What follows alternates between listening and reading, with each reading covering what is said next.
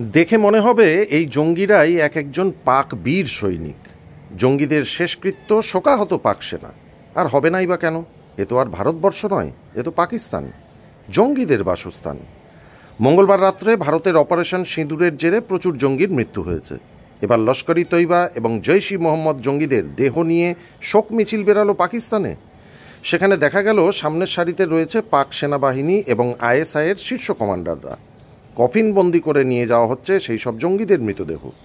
কফিনে আবার দেওয়া পাক জাতীয় পতাকা। দেখুন সেই ছবি।